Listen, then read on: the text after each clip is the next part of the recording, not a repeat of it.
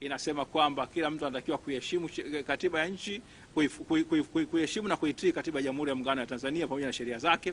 Lakini hawa wenzetu wao bila kufahamu kwamba hii ni jamhuri au kuheshimu kwamba kutambua kwamba hii ni jamhuri, wameamua kukiuka kwa wazi kabisa katiba ya jamhuri ya nchi yetu na kuzuia mikutano ya vyama vya siasa, wakisahau kwamba ibara ya 29 ibara ndogo ya kwanza ya katiba ya Jamhuri ya Muungano wa Tanzania inaweka wazi kabisa. Sasa kwa kuwa hawa watu, nadhani hata wewe anajiita mwanasheria, hata sheria hazijui, itabidi nisome ibara ya 29 ibara ndogo ya kwanza. Kila mtu katika Jamhuri ya Muungano anaye haki ya kufaidi haki za msingi za binadamu na matokeo ya kila mtu kutekeleza wajibu wake kwa jamii kama zilivyofafanua katika ibara ya 12 hadi 28 za sehemu hii ya sura hii ya katiba. Ibara ndogo ya pili katika 29, kila mtu katika Jamhuri ya Muungano wa Tanzania anaye haki ya kupata hifadhi sawa chini ya sheria za Jamhuri ya Muungano. Ibara ndogo ile ya 5 inasema hivi: ili watu wote waweze kufaidi haki na uhuru vilivyotajwa na katiba hii, kila mtu ana wajibu wa kutenda na kuendesha shughuli zake kwa namna ambayo haitaingilia haki na uhuru wa watu wengine au maslahi ya umma. Katiba inasema kwamba lazima uheshimu haki ambazo zimehakikishwa na kutolewa na katiba ya Jamhuri ya Muungano wa Tanzania, ikiwa ni haki ya kufanya siasa. Haki, ibara ya 20 inatoa haki ya watu kuweza kujumuika na kuunda vyama na kuweza kutoa maoni yao na itikadi zao. Sasa ambacho kimefanyika ikawa ni kwamba ni kinyume cha katiba hiyo ya Jamhuri ya Muungano ya Tanzania, na wameamua kutumia mabavu. Kwa hiyo hakuna sheria ambayo Katambi au mwingine anatumia isipokuwa ni mabavu.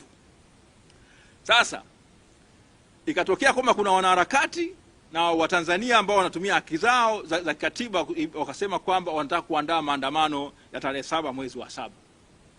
Chadema haikuwa inashiriki kwa namna yote ile katika maandamano hayo, na ilisema wazi kabisa kwamba katika mikutano ile bado kwa tukifanya katiba mpya na Free Tundu Lissu, tusema siku ya maandamano ambayo itaishwa na chama itatajwa. Lakini Chadema haiwezi kumzuia Mtanzania asitumie haki yake ya kikatiba ya kuweza kuandamana. Kama watu wanaandaa maandamano, acha waandamane. Madhari hawatumii mabavu, hawatafanya vurugu zozote zile. Sasa imetokea kwamba baada ya yale maandamano ya tarehe 7 mwezi wa 7 ambayo ilitakiwa yafanyike, hayakufanyika, lakini Watanzania waliandamana kwa ukao wote nyumbani. Nchi yote ilikuwa imefungwa kwamba Watanzania hawakutoka kwenye nyumba zao, shughuli za biashara za kila kitu, hata ile sheria za 77 zilikwama. Kwa hiyo kulikuwa na namna nyingine ya kuandamana. Wanasema kuna njia nyingi za kuua mbwa. Unaweza ukamkaba, unaweza ukamnyonga, unaweza ukamnyima chakula, unaweza kumpiga sindano, unaweza kumlisha sumu. Watanzania waliamua kwamba wao wasiende, wasitoke nje. Kwa hiyo ilikuwa namna ya kuweza kuonyesha kwamba hawaridhishwi na mambo ambayo yanaendelea katika nchi yetu, kwamba madhari ya watu wanatumia mabavu. Hata ile njia halali kabisa ya watu kuweza kutoa maoni yao, maandamano ni njia halali kabisa. Martin Luther King Jr. kule Marekani alikuwa wanaandamana. Mahatma Gandhi alikuwa wanaandamana, na hata hapa Tanzania watu walikuwa wakiandamana siku zote za nyuma. Afrika Kusini Desmond Tutu na nani, watu wamekuwa wakiandamana. Ufaransa tunawafahamu kabisa, wao ni wataalamu wa kuandamana, wanaandamana vibaya. Tena wakati mwingine maandamano yao huwa ni ya vurugu, lakini nafahamika hiyo ni haki ya kawaida kabisa, na inatambuliwa na ibara ya 18 ya katiba ya Jamhuri ya Muungano ya Tanzania. Hasa katika ile hali imekutikana kwamba wameshikwa viongozi na wanachama wengi wa Chama cha Demokrasia na Maendeleo. Tunaambiwa juzi na msemaji wa jeshi la polisi anasema kwamba kuna watu 133 wameshikwa, na sasa hadi sasa kuna watu kama 61 ambao wamefunguliwa mashtaka, na haya yamewakumba watu wetu 61 ambao wamefunguliwa mashtaka kule Shinyanga. Tuna watu 17, mwingine anategemea pengine atafunguliwa mashtaka leo. Kuna wengine kule Mwanza 23 wamefunguliwa mashtaka. Hayo yote ni ya nini? Ni ya ugaidi. Kule Iringa wako 4 ugaidi. Mbeya wako 4 ni ugaidi.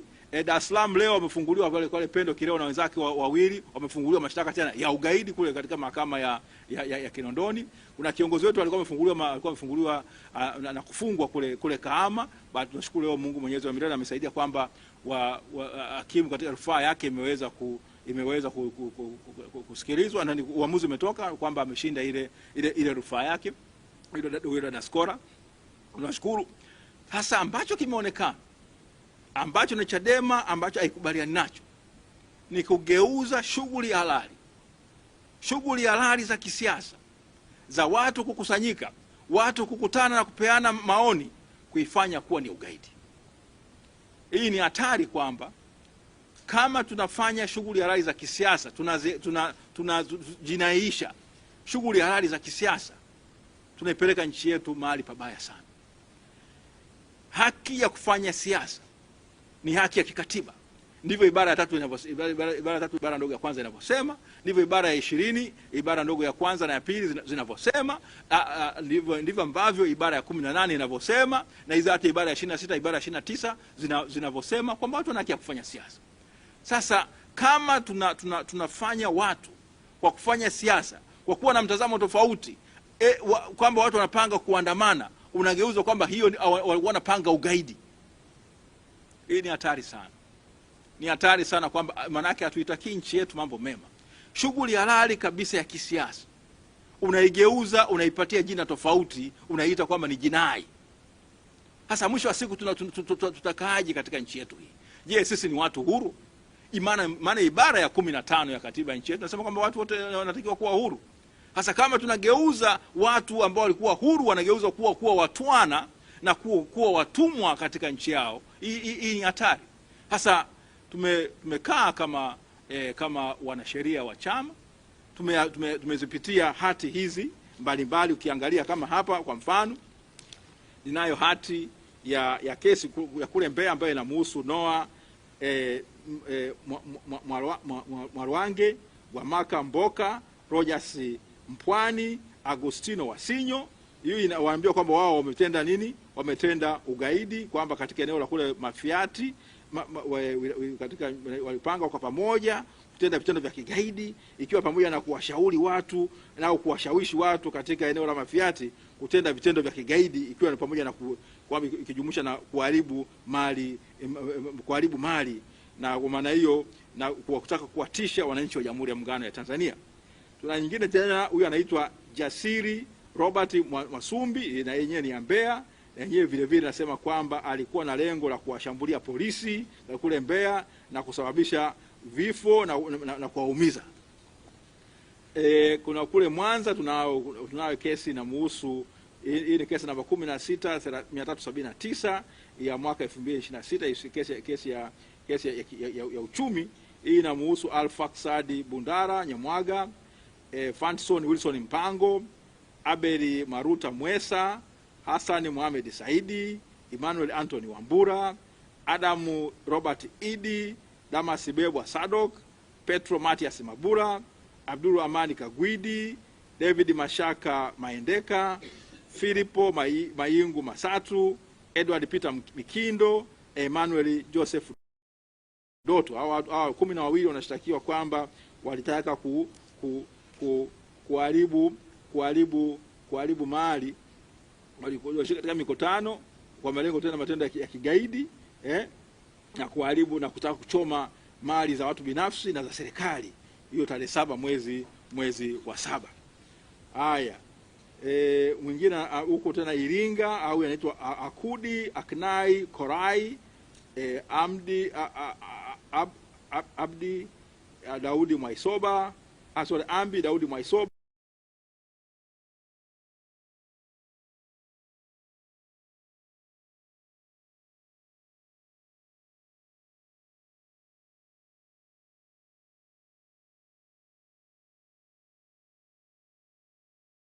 Edman Beatu Sambara wameshtakiwa na kesi ya kiuchumi.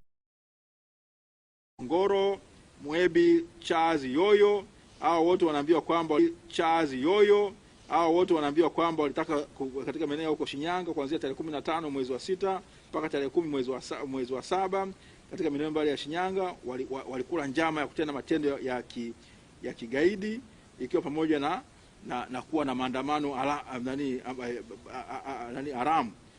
Kwa hiyo wakitaka kutishia usalama wa nchi yetu. Vile vile hawa tena Edwin Ongito, hiyo ni kesi, hawa 16504, Ongito, Jabari Abdul Sharifu, Sengiyumba Sadiki, Boniface Queen Kasuruba, Hussein Marijani Hamidu, Mohamed Shabani Mkimani, Mwinyi Salomu Kuliengana, Omari Ali Ng'aniga, Maulidi Ramadhani. Hao wanasema kwamba kuanzia kati ya tarehe 26 Juni mwaka 2026 hadi tarehe 7 Julai katika maeneo mbalimbali kule Shinyanga walikuwa na lengo, walikuwa njama za kutaka kutenda matendo ya kigaidi. Ikiwa ni nini? Ugaidi wao ni nini? Maandamano haramu. Tukaenda kule Mwanza, kuna kesi ya kiuchumi namba 16375 dhidi ya Deus Elias Masarago, Mohamed Saidi Tosha, Fabian Bernard Nguvumali, Samuel Kayange Mtani, Samuel Ngaji Kobel, Julius Mwita Makonga, Fanuel John Rutana, Filipo Juma Kurwa, Filipo Ntembeji Shipuruko, Hamisi Masanja Mnyimvua. Hawa wanaambiwa kwamba wataka kutenda matendo ya nini? Ya kigaidi huko Mwanza katika eneo katika kuanzia tarehe 4 kati ya tarehe 4 na tarehe 7 katika sehemu ya Nyamagana. Walikutaka kushiriki mikutano wakijua kama mikutano hiyo ina lengo la kufanya nini? Mambo ya kigaidi, ikiwa ni pamoja na nini? Na kuchoma moto mali za watu binafsi na za serikali. Sasa na ya mwisho hii hapa ilikuwa inahusu Jackson Venant Kabiesereza. Hii ni kule Shinyanga, ni kesi namba 16503 ya mwaka 2026, kesi ya kiuchumi ambayo sema kwamba huko Shinyanga kati ya tarehe 15 Juni na tarehe 2 mwezi wa 7 wao walikula njama za kutenda matendo ya kigaidi, ikiwa ni pamoja na kufanya nini? Kuwachochea wananchi kufanya matendo haramu ya kuandamana. Sasa hiyo ndio hali tulionayo, kwamba unakuwa na watu ambao wana haki kabisa ya kikatiba ya kushiriki maandamano au kutoa maoni yao. Mwisho wa siku unaamua kuigeuza kwamba sasa sio haki tena, bali ni jinai. Umetenda matendo ya nini? Ya ugaidi. Sasa hii kwa kweli inafanya kwamba mtu aanze kusema kwamba sasa, je, nchi yetu inaamini katika utawala wa sheria?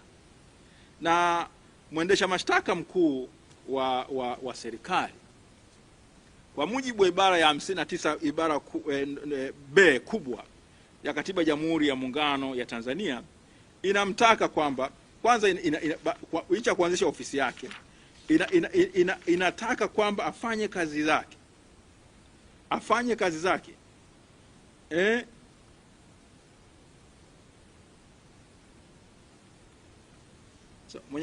mamlaka ya mkurugenzi wa mashtaka kwa mujibu wa ibara ndogo ya pili yaweza kutekelezwa na yeye mwenyewe au kwa maelekezo yake na maofisa waliopo chini yake au wengineo wanaotekeleza kazi hizo kwa maelekezo yake. Katika 4 sasa, katika kutekeleza mamlaka yake mkurugenzi wa mashtaka atakuwa huru, hataingiliwa na mtu yeyote au na mamlaka yeyote, na atazingatia mambo yafuatayo: A, nia ya kutenda haki; B, kuzuia matumizi mabaya ya taratibu za utoaji haki; na C, maslahi ya umma. Sasa katika hali kama hii hapa, zote hizi kesi unakuta kwamba zina vibali vya mkurugenzi mkuu wa taifa wa mashtaka. Sasa ni kweli kwamba tumefika hapa kweli kwamba hizi kesi ambazo mtu anatekeleza tu haki yake ya kikatiba inageuzwa inakuwa ni jinai? Tunaitakia mema nchi yetu? Tunaheshimu utawala wa sheria? Haya ni masuala ambayo kama Watanzania lazima tujiulize. Je, mtu kutoa maoni yake au kukutana na wenzake imegeuka kuwa ni tendo la ugaidi? Chadema haiungi mkono ugaidi kwa namna yote, na Chadema inaamini katika matumizi ya njia za amani za nini? Kufikisha ujumbe wake. Na ndivyo ambavyo katiba hii inavyosema, ibara ya 20 ibara ndogo ya pili ya Katiba ya Jamhuri ya Muungano ya Tanzania, na ndivyo sheria ya vyama vya siasa kifungu cha 19 kinavyosema. Na sisi tunakiamini moja kwa moja. Lakini unapogeuza shughuli halali ambayo katiba inaruhusu ukaita jinai, kwa hakika unakuwa watendei haki wa Tanzania. Sasa kama mawakili tumekaa chini na kufikiria cha kufanya, tutakuwa na majibu sahihi na hatua sahihi za kisheria dhidi ya vitu kama hivi. Hatuwezi tukawaacha watu wakateseka, wakafunguliwa kesi za jinai, watu wakasota mwaka mmoja, miaka miwili, miaka mitatu, miaka minne, wakiwa wanapambana na kesi za namna hii. Alafu tunasema tuache tu mkondo wa sheria nini? Tuache sheria ichukue mkondo wake. Si haki. Kama unafungua mashtaka ambayo yanaonekana kwamba yana chuki au yanalenga kukomoa, kama chama na sisi kama mawakili ambao ni watumishi wa mahakama, lazima hatua stahiki zichukuliwe. Hatuwezi tukaacha hivi. Tumevumilia sana. Mwenyekiti amefunguliwa kesi, ametumia kila aina ya mbinu za kisheria za mahakamani, kwamba kesi imekuja, pambana nayo mahakamani hivyo hivyo. Sawa. Lakini kuna haja ya kuangalia ukatiba wa vitu hivi. Kuna haja ya kuangalia ukatiba wa vitu hivi, ili mahakama yetu na yenyewe iingie kwenye record kwamba katika wakati kama huu ilichukua hatua gani au ilitoa tafsiri gani kuhusiana na mambo haya ambayo kwa kweli tunaona kwamba si sawa sawa. Kama nilivyosema, Chadema katu kamwe haitaunga mkono matumizi ya nguvu, haitaunga mkono matumizi ya kuharibu mali za watu, lakini katu kamwe haitakubali kuona kile ambacho ni haki ya msingi ya Mtanzania ambayo katiba inaitambua. Agano la kimataifa la haki za kiraia na za kibinadamu linasema, ICCPR inatamka, na Tanzania tumeridhia na kuwa sehemu ya hiyo tamko. Kwa mfano, katika ibara, kama mkitaka kuangalia ibara ya 9 ya katiba ya Jamhuri ya Muungano wa Tanzania inavyosema,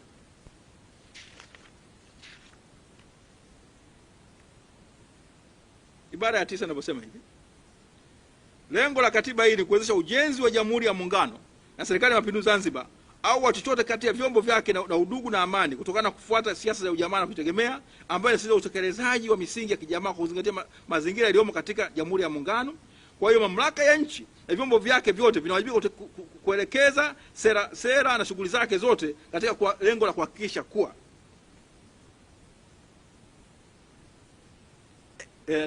fair au F, kwamba heshima ya binadamu inahifadhiwa na kudumishwa kwa kufuata kanuni za Tangazo la Dunia kuhusu haki za binadamu. Katiba yetu inalitambua na imelipokea tamko la dunia kuhusu haki za nini? Za binadamu, la mwaka 1948. Kaijagi. Hivi unaweza ukasemaje, ukaharamishaje mihadhara ya kitaaluma ukaita ni jinai, ukaita ni ugaidi? Walimu wanatakiwa kuzungumza masuala yote ya kitaaluma, hata hoja ambazo wengine hawatakiwi kuzungumza. Mwalimu anatakiwa aseme kwamba kuna msomi fulani alisema 1 2 3, msomi mwingine kuna mawazo falsafa nyingine nasema hivi. Zote hizo unaweka mawazo hadharani, mwisho wa siku wanafunzi wafanye nini? Au wale ambao wanasikiza mdahalo waweze kuchukua. Sasa ukianza kuharamisha maoni au mihadhara ya wanazuoni, uwatendei haki wa vijana wetu, uitendei haki nchi yetu, kwa sababu unataka kuwa na watu maamuma mbumbumu mzungwareli ndio ambao waweze kuhitimu katika vyuo vyetu. Tuitendei haki nchi yetu. Katika masuala ya kitaaluma, mawazo yote ni ruhusa. Mawazo yote yanawekwa mezani. Ni jukumu la vijana, wanafunzi kuweza kuyasoma yale na kuweza kuamua kile sahihi. Ndio maana hata katika nchi ambayo watu wanaamini kwamba Mungu yupo, ni vema unaruhusu hata wale ambao mawazo ya wasomi ambao wanasema Mungu hayupo yawekwe mezani, ili kwamba watu wafanye nini? Watu waweze kujua upande wa pili. Kwa mfano, nafahamu kwa kanisa Katoliki, hapa padri wote mnawaona wanasoma kwanza Mungu hayupo katika masomo ya falsafa au theolojia, alafu baadaye wanakuja kusoma kwamba Mungu yupo. Kwa hiyo ni aweze kubalance. Kama sana naona kwamba kama ataweza kutetea upadri, kufuata upadri, lazima wao amejua wanaosema Mungu yupo wamesimamia wapi, wanaosema Mungu hayupo wamesimamia wapi. Hii inamsaidia kuwa na mtu ambaye ni nini, amebobea au amepevuka mtazamo wake, akienda kuanza kukutana na waamini wake ni rahisi. Vile vile kwa wasomi lazima, wewe unaweza kuwa unaamini ujamaa, lakini lazima ujifunze ubepari kwa undani wake. Wengine wanataka ukomunisti, lazima mtu afahamu ukomunisti. lazima afahamu ubepari nani ukabairi na mifumo yote ile iliyopo pale aweze kuichukua. Sasa akienda kutetea hoja yake anakuwa anajua kwamba haya mawazo yake yamefanya nini, yamepimwa na yamekumbana na hoja tofauti, na mwisho wa siku mtu anakuwa na msimamo madhubuti akitaaluma. Hata kiuandikia tunasema kwamba amesimamia sehemu fulani. Hasa kwenda kumfungulia mwalimu mwadhiri wa chuo kikuu mashtaka ya ugaidi au kwanza ikawa uchochezi baadaye unageuza, hii inamaanisha nini? Kwanza inachafua taswira ya nchi yetu kwamba inakiuka lile agano au tamko la uhuru wa wanataaluma la Kampala la mwaka 1990. Wanazuoni wa Afrika Mashariki walikaa wakapitisha hilo tamko kwamba kuna uhuru wa kitaaluma. Sasa inakuwaje unageuza kabisa kwamba mwadhiri anakwenda kutoa maoni yake au anatoa muadhara, au unauita kama ni ugaidi? Je, tunatendea haki hata akili zetu? Tunatendea haki hata dhamira zetu licha ya sheria? Sasa ndio masuala ambayo yamekisumbua chama. Na sisi kama wanasheria tumeona kwamba haiwezekani. Ni vitu ambavyo sasa tutabidi kwamba tutatuma timu za wanasheria wetu, wataenda huko mikoani, wataenda kukutana na hao ambao wamekutana na madhara haya na kuweza kuandaa utetezi madhubuti kabisa wa dhidi ya mashtaka yote ambayo yanawakabili. Na tutaangalia hata ukatiba wa mashtaka haya yote. Kwa mara ya kwanza tutaweza kuangalia ukatiba wa mashtaka haya yote na dhamira ambayo inayasukuma mashtaka haya ili mahakama iamue. Mwisho wa siku ya ukombozi ikifika, kila mmoja wetu ataweza kutoa utetezi wake au ushuhuda wake kwamba alisimama wapi, kwamba je, alisimama na kuunga mkono udhalimu au alisimama kuunga mkono haki na kutetea hata katiba hii licha ya ubovu wake wote. Kuna hayo vipengele ambavyo inavitoa haki ambazo inazitoa. Je, tuliziheshimu? Ni mambo ambayo tutayasimama kwamba Watanzania tunaweka record ili kwamba mwisho wa siku tunapofika katika mahakama ya umma siku hiyo ukweli uweze kudhihiri. Yeyote nilisema kama Chadema ina kumbukumbu ndefu kushikama maji ya bahari au ziwa Tanganyika. Hatutasahau uovu wote ambao umetendwa. Waliotenda maovu wajue kwamba watajibu. Hiyo ni guarantee. Sio lazima mtu kama mimi niwepo hapa ndio nisimamia hilo, lakini hata hawa vijana wetu wadogo hawa Bavicha na nani watayasimamia. Tutaweka hadharani. Kwa sababu ili kuweza kuhakikisha kama Tanzania ni nchi inayofuata utawala wa sheria, lazima yeyote yule aliyetenda maovu ajue kwamba atalipa. Atafikishwa mbele ya vyombo vya sheria na atalipa. Leo anaweza kuwa na kinga zake anaziona na kinga zake, lakini makosa dhidi ya ubinadamu hayana kinga. Makosa dhidi ya ubinadamu hayana kinga. Watu watashtakiwa. Wale wanaoamini katika kwamba amri kutoka juu, nipende kuambia hakuna amri kutoka juu. Juzi mahakama alikuwa anazungumza hiyo mambo ya mashtaka ya kule ya Nuremberg trials. Watu wajifunze. Watu wasiwe na kumbukumbu fupi kama maji ya mto. Kwa sababu maji ya mto yakipita hayakumbuki. Lakini sisi tuna maji na kumbukumbu ndefu kama nini? Maji ya ziwa Tanganyika au maji ya bahari. Hatusahau inayoingia pale inakaa nasi na tutakushughulikia. Lakini kwa misingi ya haki. Hatumtishi mtu, bali tunapenda kwamba ufahamu, uzingatie, kwamba tunaweka mazingatio kwamba mtu azingatie unapotenda hayo sasa ambayo si hayako sawa. Kuna siku utafanya nini? Utalipa. Kwa sababu hatuwezi tukaruhusu nchi yetu ikafanya nini? Ikaingia kwenye nini? Kwenye tando ya jehanamu ambayo hapa duniani. Yalitupata Oktoba 29 na baada ya pale. Ni masuala ambayo yanasikitisha. Masuala ambayo yameibisha nchi yetu, yamechafua taswira ya nchi yetu. Licha ya kwamba hatukubaliana mfumo wa chama, lakini angalau kulikuwa na heshima fulani ambayo ilikuwa ya nchi hii, ilikuwa imejengwa kwa muda mrefu. Hiyo sasa hizi hatuna heshima yote ile. Sasa hizi ni basket case. Kwamba tumeitubwa, tumeingizwa katika nini? Wala sio kama tumechafuka kwa vumbi. Tumechafuka kwa damu. Tumejidhalilisha. Sasa ndio haya masuala ambayo tunasema kwamba kwa hiyo zile familia za ndugu ambao wamewekwa ndani, tunaomba wawe na moyo wa ujasiri. Chama kitaweza kuwafikia kwa namna kinaweza kuwasaidia, lakini kubwa ni kuwapa moyo kwamba wao wamekuwa askari wetu wa mbele katika mapambano haya. Tunawaomba wawe na uvumilivu na ustahimilivu wa kuweza kufanya nini, kushirikiana na sisi ni kweli watapitia katika matatizo mazonge makubwa sana, familia zitaweza kuzitayumba, lakini tunaomba kwamba wawe na nini, wawe na ustahimilivu. Tunachokuahidi sisi kwamba tunaweza kuahidi ni msaada wa kisheria, tatuma timu ya mawakili wetu. Lakini sasa kama unafahamu Tanzania, ili kuweza kufanya kazi hii ya kuweza kupeleka timu za wanasheria imara na madhubuti kutoka Dar es Salaam, kutoka sehemu mbalimbali na kuweza kuwapeleka kwa mikoani, kuna gharama zake. Kwa hiyo tunawasihi kwamba muweze kuchangia chama hiki. Sasa licha ile tone ambayo tunachangia kwa ajili ya baraza kuu, lakini vile vile mchangie kwamba wale mchango ile ya kujirudia ambayo itatufanya nini, kusaidia chama kuwa na rasilimali za kutosha kuweza kutuma mawakili waweze kwenda. Atumi mawakili kwamba tunaenda kuwalipa mishahara, lakini ni gharama za usafiri, gharama za malazi, gharama za chakula, kwamba waweze kujikimu na kuweza kufanya kazi hiyo, kwa sababu kwa sehemu kubwa ni kwamba wanafanya nini, wanajitolea kuweza kupambana. Na bahati mbaya kesi za jinai zilivyo, kesi za jinai mawakili atulipwi, kwamba nikishinda kesi nalipwa yule ambaye nimemshinda kwamba atanilipa. Kwa sehemu kubwa watufanyi hivyo. Maana yake ni kwamba ni kama kila mtu achukue gharama zake. Lakini sasa gharama ili chama kiweze kutuma mawakili sehemu zote hizo, lazima tupate msaada wa Tanzania. Kwa hiyo tunaomba michango kwa chama hiki iongezeke. Tuchangie Chadema. Kutakuwa na namba ambayo ya yale malipo ya kujirudia ambayo tunaomba kila mtu anakipenda chama hiki, anataka chama hiki kiwe madhubuti na imara na kuweza kuwa na rasilimali za kutosha, basi afanye nini, aweze kuwa anakubali kujiunga katika yale malipo ya kujirudia, kama kila mwezi anakata kama ni 1,000, 2,000, 5,000, 10,000, 100,000 au nini kila mwezi, basi aingie katika malipo hayo katika mpango huo, ili uweze kusaidia kwa nini chama hiki kuwa na rasilimali za kutosha kuweza kupambana na hao watu ambao kwa kweli hawaitakii mema nchi yetu. Hapa ni kwamba kama walivyosema wao watatumia dola kubakia na dola.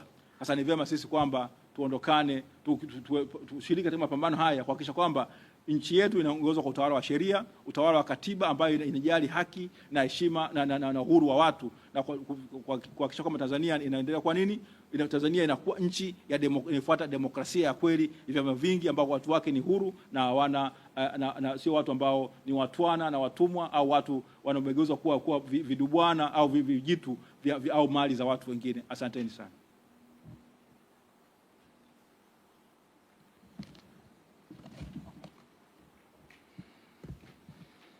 Kuna maswali?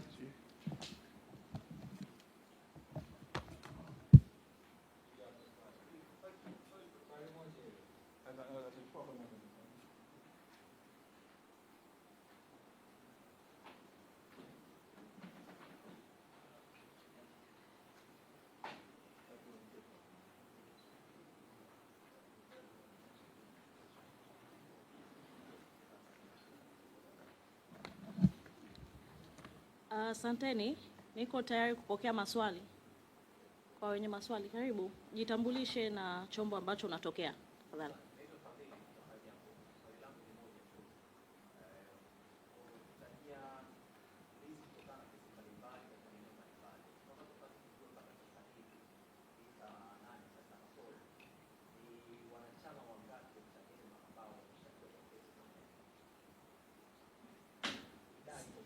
Asante.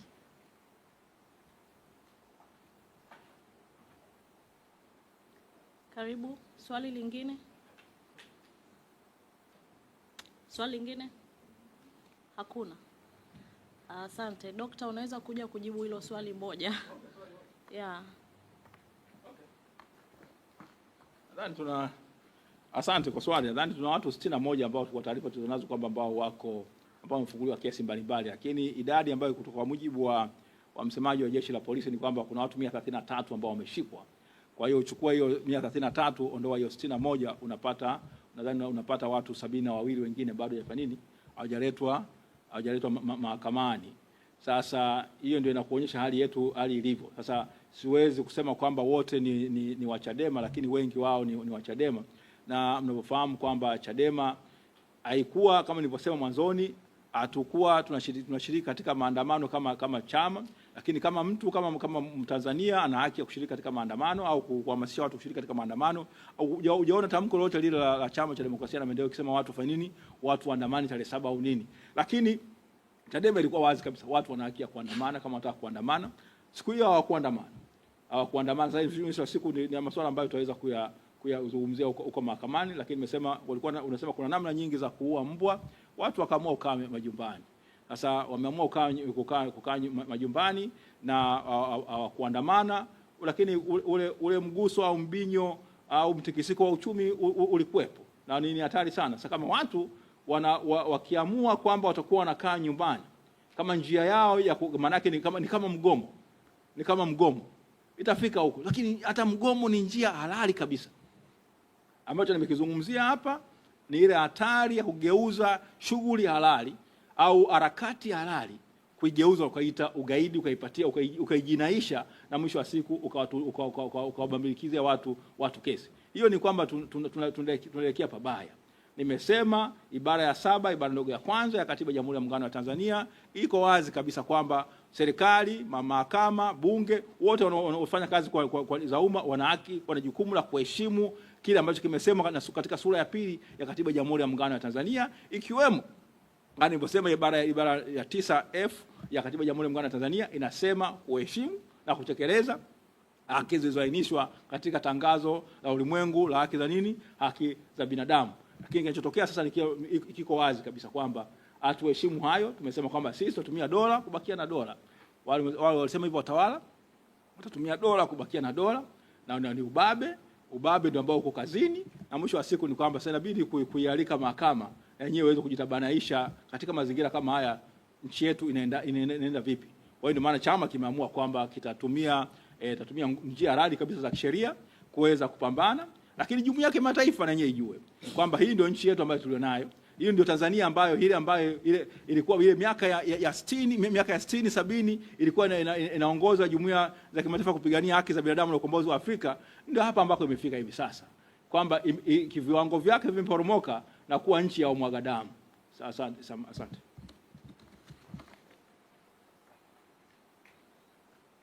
Asanteni sana ndugu zangu waandishi wa habari na Watanzania, asante sana.